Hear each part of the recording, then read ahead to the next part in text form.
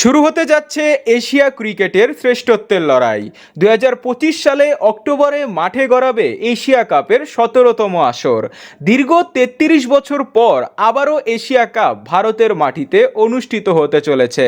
এশিয়ার সবচেয়ে সফল 6টি দল নিয়ে অনুষ্ঠিত হচ্ছে 2025 এশিয়া কাপ। ইতিমধ্যেই এশিয়া কাপের উন্মাদনা ছড়িয়ে পড়েছে গোটা বিশ্বে।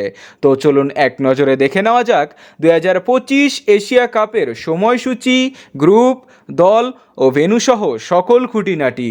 এশিয়ার শক্তিশালী 6টি দল এবারের আসরে অংশ নিচ্ছে। দলগুলো হলো বাংলাদেশ, হোস্ট ভারত, শ্রীলঙ্কা, পাকিস্তান, আফগানিস্তান ও আরব আমিরাত।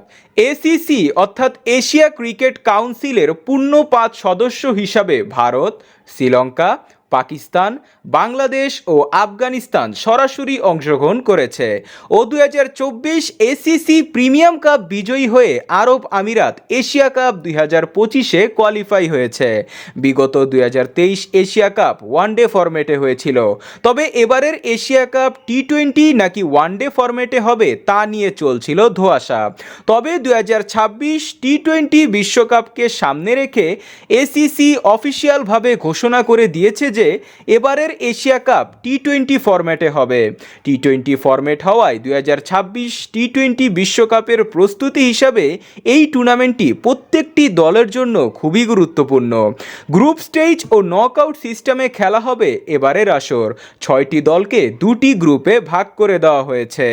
প্রত্যেকটি গ্রুপে থাকবে 3টি করে মোট 6টি দল।